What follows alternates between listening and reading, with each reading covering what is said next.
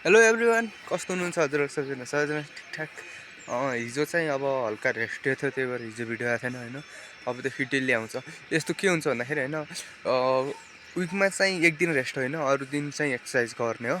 त्यही भएर अनि हिजो चाहिँ रेस्टमा थियो, आजबाट आउँछ ल त। अब हाम्रो मर्निङ एक्सर्साइज स्टार्ट गरौँ ल।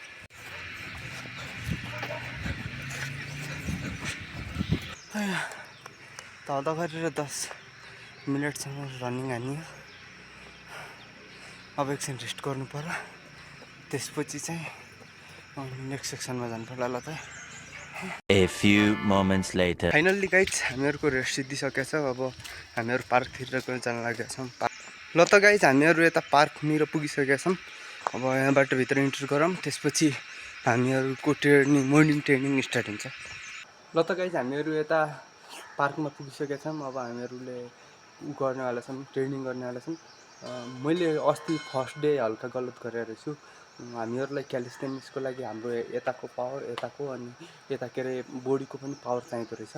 त्यही भएर हामीहरूले आज मैले हल्का नाम त थाहा छैन होइन, तर पनि अरू एक दुईवटा एक्सर्साइज थपेको छु। तिनीहरू हामी अबदेखि डेली नै गर्नेवाला छौँ। किन भन्दाखेरि हामीहरूलाई क्यालिस्थेनिक्समा लास्टै पावर र ब्यालेन्सको जरुरत पर्छ कि, त्यही भएर। ल त है भाइ। ल त गाइस, सधैँको जस्तै यो हाम्रो पहिलो एक्सर्साइज हुनेवाला छ पुसअप। ल है, आन 1 2 3 4 5 6 7 8 9 10 11 12। ल हामीहरूको नेक्स्ट एक्सर्साइज हुनेवाला छ स्क्वाट। 1 8 6 7 8 9 10 11 12 13 14 15।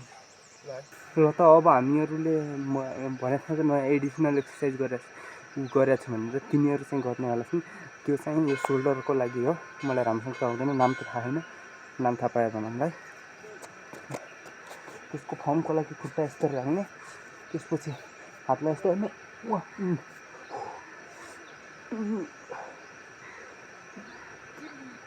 स्टक 5 6 7 8 9। त्यो एक्सर्साइज गर्न लास्टै गाह्रो हुँदो रहेछ यार। यस्तो ल्याङ लगाइरहेको थियो कसम, यस्तो हातमा यस्तो प्रेसर पर्दो रहेछ नि त।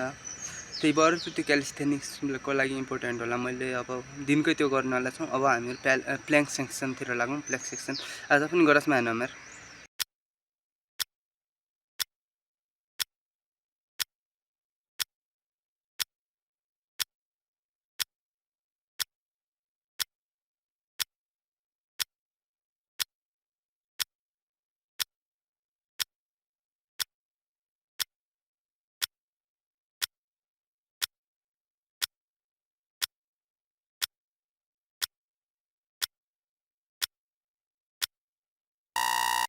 ल त गाइज, हामीहरूले प्ल्याङ्क हानिसक्यो। हामी एकछिन रेस्ट गरौँ अनि त्यसपछि सेकेन्ड सेट लगाउँला ल त है।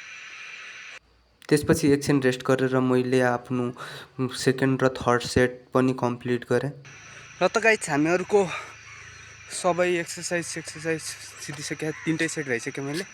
अब हामीहरू पुलो हान्न जान्छौँ। अस्ति त पुलो हान्ने बेला मेरो हात दुखेको थियो, हल्का उपचार गरेको छु। आज कति हान्न सक्दो रहेछु तर म तीर्थ पुगेको थिएँ होइन। यता बसको हालत कस्तो भएर रहेछ हेर्नु न।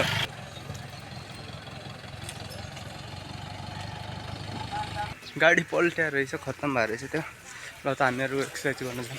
A few moments later. ल त गाइज, हामी फाइनल्ली त्यो पुलो हान्ने ठाउँमा पुगिसकेका छौँ। अब हामीहरूले पुलो हान्नेवाला छौँ।